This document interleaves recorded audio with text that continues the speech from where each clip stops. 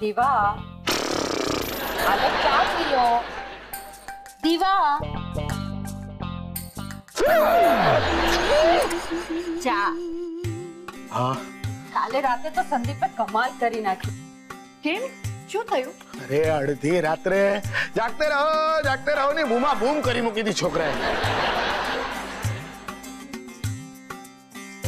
આ શું આપણી પ્રાઇવસી જેવું કઈ છે કે નહીં એ વોચમેન અહીંયા ઘરમાં ડોક્યા નહીં કરવાના ચલ જા ત્યાં ખુરશી ઉપર જઈને બેસ જા સોરી મેડમ સાવ મૂર્ખ જેવો છે હું શું કહું છું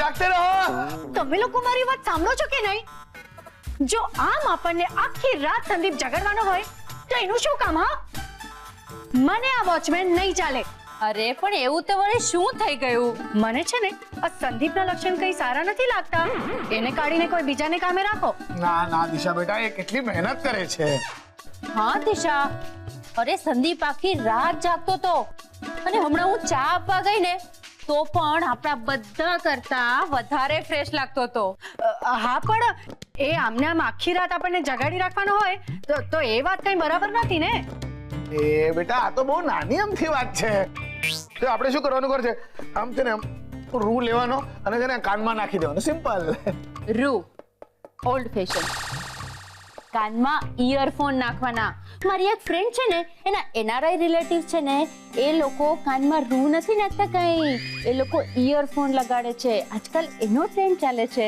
તારી કમાલ કેપેસિટી છે આ બોલ્યા જ કરવાની હે ભગવાન આ લોકોને થયું છે શું સંદીપ પર ભડકવાને બદલે આ તો એના વધુ વખાણ કરી રહ્યા છે મમ્મી તારો આભાર હું કયા શબ્દોમાં માનું એ મને સમજાતું નથી એમ થેન્ક યુ કહીને જો અરે હા થેન્ક યુ મમ્મી કોઈ કઈ માને થેન્ક યુ બધું કહેવાતું હશે ચોકુડા તારા વગર ઘર એકદમ સૂનું સૂનું લાગે છે પણ મમ્મી આમે હું ક્યાં ઘરે રહેતો જ તો હા પણ એ તારી મરજી થી ને હવે તો તારે ઘરે આવવું હોય ને તો તારે ખાસ અરજી કરવી પડે છે હા અને ઘરથી દૂર રહેવાનું દુઃખ શું છે એ મને આજે ખબર પડી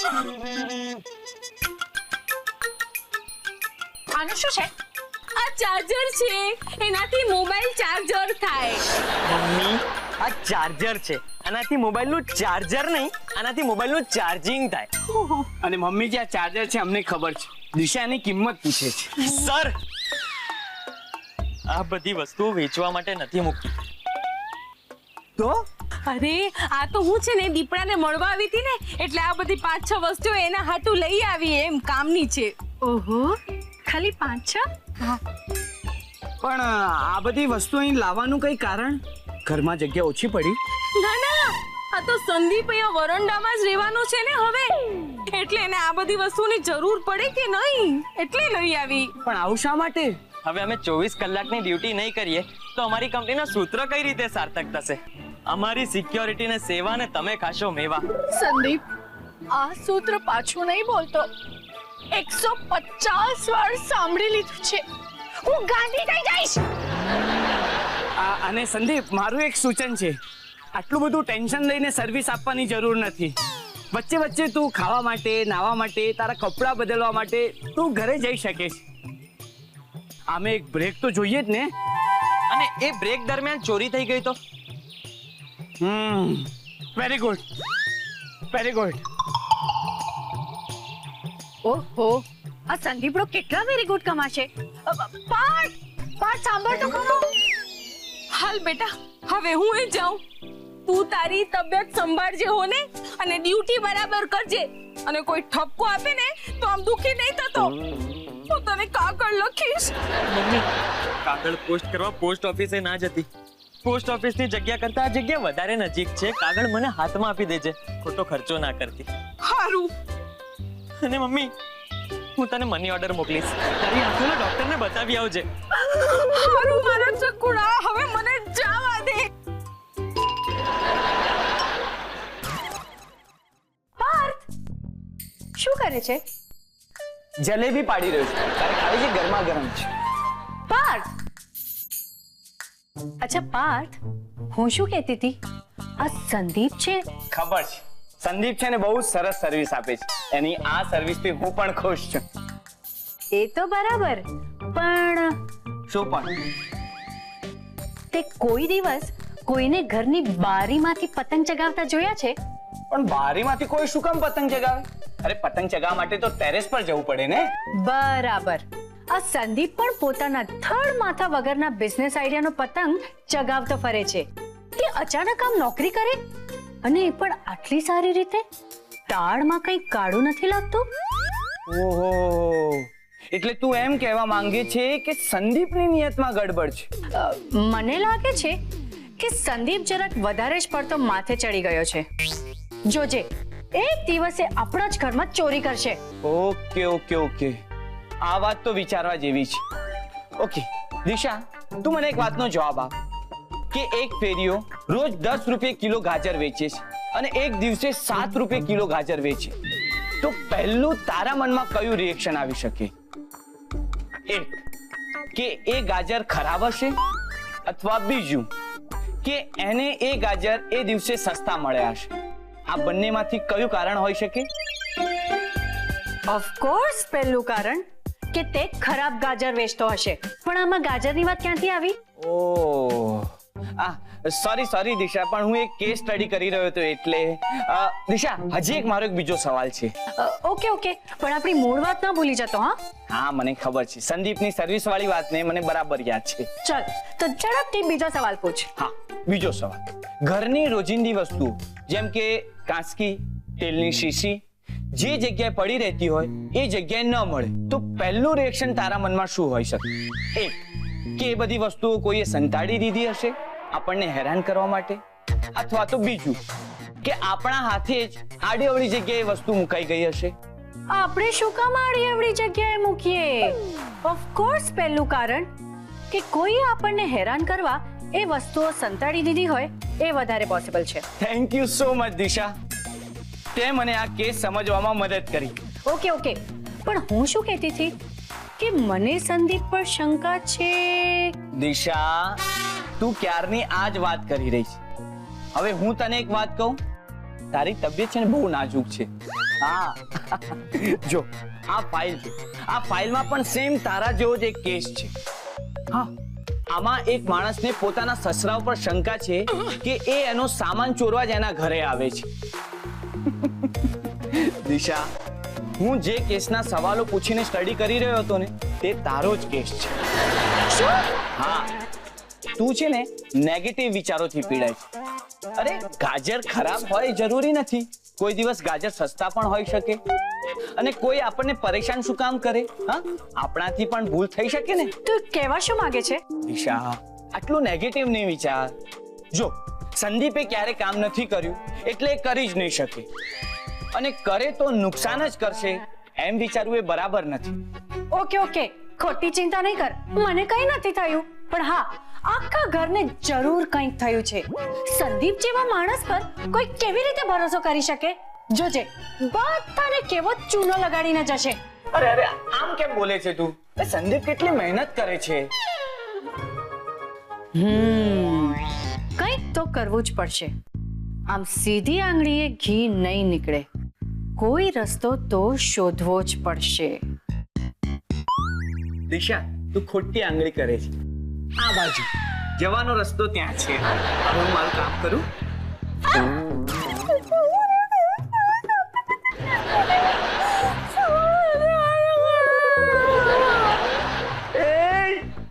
કઈક મને અહીંયા સમજાય એવું તો બોલ. શું હાલ હશે મારા ચકુડાના? છાપામાં હજી સુધી કાંઈ સમાચાર એના આવ્યા નથી. એક કામ કર, બાયણે વરંડામાં જઈને જોઈ લે. હું શું કહું છું ચકુડાના પપ્પા, ચકુડાને પાછો બોલાવી લ્યો ને ઘરે. ફરજ ઉપરથી ફોજીનો દીકરો ભાગીને આવે અને હું ફોજી બાપ થઈને દીકરાને ફરજ ઉપરથી પાછો બોલાવી લઉં એમ? અરે કોઈ દી નહીં, કોઈ કાળે નહીં. ગીતા, અંકલ આંટી કેમ છો? અટાણ સુધી તો સારું હતું, હવે તું આવી છે એટલે કાંઈ ખબર નથી. કેમ આમ બોલો છો અંકલ? હું છે ને, તને કઈક માટું થયું હોય ને ત્યારે અહીંયા આવવાનું થાય છે, અને કાં તો તું અહીંયા આવીને ગઈ હોય ને તઈ માઠું થાય છે. શું તમે કંઈ પણ બોલો છો? હવે મોઢે મોઢ ઘેર આવેલા મહેમાનને આવું થોડી બોલે કે ગમતો હોય કે ન ગમતો હોય. સારું થયું બેટા તું આવી ગઈ હો, અમને બહુ ગમ્યું. કેમ છે તું? બસ અહીંથી પસાર થતી હતી તો થયું કે તમને લોકોને મળતી જાઉં. મારા ચકુડાને કેમ છે? એ સારો તો છે ને? એને કોઈ તકલીફ તો નથી ને? ઓ આંટી, એ વાત જ નહીં પૂછો. બીજી ભલે કોઈ પણ વાત કરો. હું થયું એને મારો દીકરો કોઈ મુશ્કેલીમાં છે? મુશ્કેલી એ છે કે સંદીપ નથી. નથી એટલે સંદીપ ડ્યુટી ઉપર નથી. ડ્યુટી પર તો છે અંકલ, પણ અહીંયા નથી. એની એક ટીટ માકડી એ ડ્યુટી ઉપર હોય તો અહીંયા ક્યાંથી હોય? પણ અંકલ, આ ઘર સંદીપ વગર કેટલું ઉદાસ લાગે છે. ઘરમાં પગ મૂકતા જેવું લાગે છે જાણે કોઈ ખંડેરમાં પગ મૂકી દીધો હોય. ખંડેર? હા અંકલ, ખંડેર. આ ઘર જે સંદીપની હાજરીથી ખીલેલા બગીચા જેવું લાગતું હતું, એ આજે એના વિના સાવ ઉજ્જડ લાગી રહ્યું છે.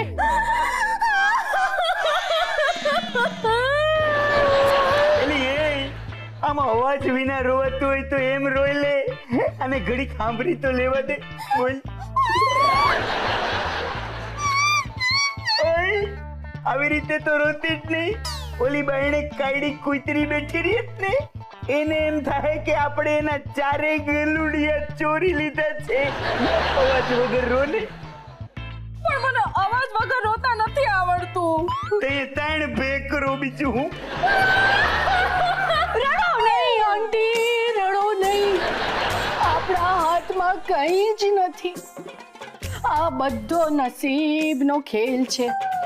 બાકી 64 સુવિધા વાળું ઘર છે, પણ એ સુવિધાનો ઉપયોગ કરનાર આજે ખુલ્લા મેદાનમાં, માથે છત નહીં, આજુબાજુ દિવાલ નહીં, તાળ અને તડકાથી કોઈ રક્ષણ નહીં, મચ્છર, સાપ, વીંછી અને કૂતરાથી કોઈ ઢાલ નહીં.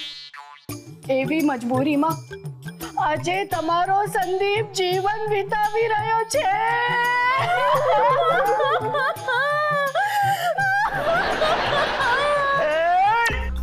અહીંયા કઈ કોઈનું બેહણું નથી રાખ્યું.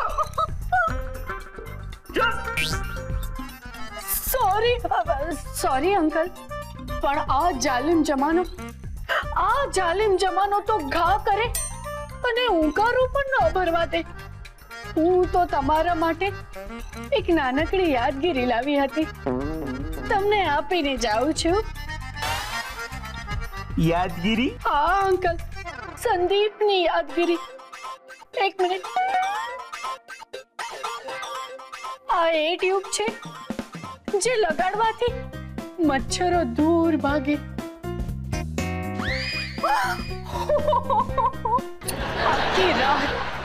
આખી રાત બિચારો સંદીપ ખતરનાક, ભયંકર અને ભૂખ્યા ડાસ મચ્છરો સાથે લડતો રહ્યો. જ્યારે સંદીપના પોતિકા મીઠી નીંદર માણતા હતા ને, ત્યારે એ કપરા સમયમાં સંદીપનો સાથ આપતા આપતા એ બિચારી નાજુક ટ્યુબ શહીદ થઈ ગઈ. મને થયું કે આ ટ્યુબ આંટીને આપતી જાઉં. બહુ સારું કર્યું બેટા, તારી બહુ મહેરબાની. આ બીજી શેની ટ્યુબ છે? આ ટ્યુબ શરીરનો દુખાવો દૂર કરવાની ટ્યુબ છે આંટી. આખી રાત અને આખો દિવસ જ્યારે ખડે પગે કોઈ ફરજ નિભાવતું હોય ત્યારે મન ગમે તેટલું મજબૂત હોય, પણ શરીર એ તો બિચારું થાકે કે નહીં. શરીર શું જાણે કે ડ્યુટી એટલે શું કહેવાય. અને આ મતલબી દુનિયાને શરીરના દુખાવાથી કોઈ લેવા દેવા નથી હોતા. આંટી, આ એ ટ્યુબ છે જેને પોતે ખતમ થઈને સંદીપને ટટ્ટાર ઉભો રાખ્યો. હાલો આંટી, આ પણ એક યાદગીરી જ છે. કહું છું, પાછો બોલાવી લો આપ મારા આંખના રતનને. પથ્થર પણ પીગળી જાય એવી વાતો સાંભળી તમારા કઠોર કાળજાને કઈ અસર પડી કે નહીં? ગીતા, ભલે ને હું આર્મી નો ઓફિસર થયો, પણ ઉપરવાળાએ મને માણસ ગળ્યો છે ને. અરે હું અહીંયા ટીટમાકડી દુનિયાના મેણા ટોણા સાંભળી નથી શકતો, પણ આજ તો માણાની કસોટી છે, એની મર્દાનગીની, એની ફરજની. અને આપણો દીકરો છે ને એની ફરજ ઉપર છે, એ આપણા મા બાપ માટે બહુ ગૌરવની વાત છે. એટલે એને ફરજ ઉપરથી પાછો લેવાનું પાપ હું મરી જઈશ ને તોય નહીં કરું. સારું, તો તમારી તબિયત સાચવજો. હા, હું જાઉં છું. થેન્ક યુ બેટા.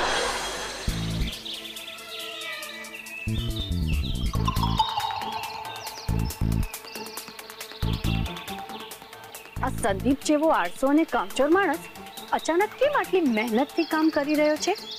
મને એટલો ત્રાસ થાય છે. ત્રાસ? પણ જો આવો જ ત્રાસ ઘરમાં બધાને થવા માંડે તો?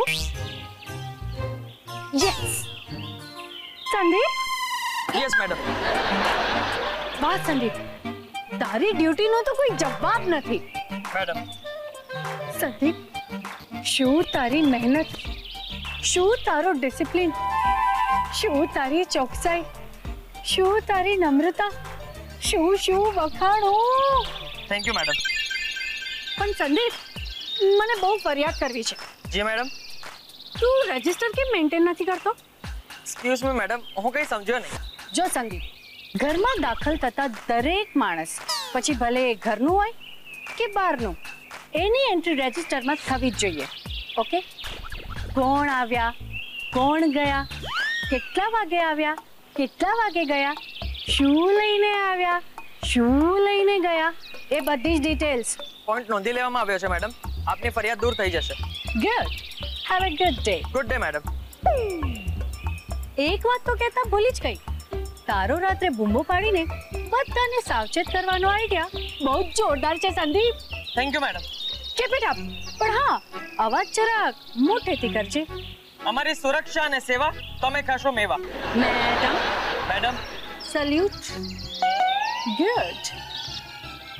વાહ, જોવા જેવી તો હવે થશે જ્યારે સંદીપના ત્રાસથી જનતા હાહાકાર મચાવશે. મેં અને પાર્થે પણ એ મૂવી ખૂબ જ એન્જોય કર્યું પ્રિયા. હા, ટાઇટાનિક પછી એ પહેલું એવું મૂવી હતું જેમાં હું આટલું રડી. બોલ પ્રિયા, બીજા શું ખબર છે? હા, આજે હું ખૂબ ખૂબ ખૂબ ખૂબ ખુશ છું. ખુશ થવાનું મુખ્ય કારણ એ છે કે સંદીપ, ઓ ભાઈ, કેટલો મહેનતુ, ઈમાનદાર, હાર્ડ વર્કિંગ, ડિસિપ્લિન છે તે મને સમજાયું. અને બીજી ખાસ વાત એ છે કે મારા પપ્પાએ જ્યારથી સિક્યોરિટી એજન્સી શરૂ કરી છે બધા એકદમ સુરક્ષિત ફીલ કરી રહ્યા છે.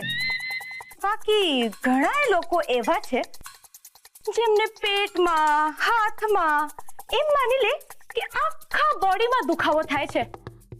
એવા મૂર્ખ અને 2% વાહિયાત લોકો માટે આપણે શું કરી શકીએ? ચાલ પ્રિયા, હું તને પછી ફોન કરું. મારા રૂમમાં મને થોડો કચરો દેખાઈ રહ્યો છે, એને જરા સાફ કરી દઉં. ઓકે, ચાલ, બાય, સી યુ. દિશા, તું મારા રૂમમાં શું કરી રહી છે? હું છે ને સંદીપના વખાણ કરવા આવી હતી ચારુ. હા, ખરેખર ચારુ, સંદીપ કેટલી મહેનત કરે છે. મારા તો માનવામાં જ નથી આવતું કે સંદીપ જેવો સંદીપ આપણા ઘરનો વોચમેન છે. તું આ સંદીપના વખાણ કરી રહી છે કે પછી ટોણો મારી રહી છે? ઓફ કોર્સ વખાણ ચારુ. ઓકે, ચારુ, કેટલાક લોકો જન્મથી જ અમુક કામ માટે પરફેક્ટ હોય છે. કોઈ ક્રિકેટર બનવા જન્મે, તો કોઈ એક્ટર બનવા જન્મે, તો કોઈ નેતા બનવા. ચારુ, નેતા. ને અમુક લોકો વોચમેન બનવાય જન્મે. ને બિચારો સંદીપ, એ તો જન્મજાત વોચમેન છે, વોચમેન. બસ આટલું જ કહેવા આવી હતી.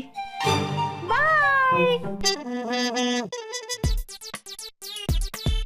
દિશા અને વખાણ ને એ પણ સંદીપના. કંઈક તો ગડબડ છે, પણ શું?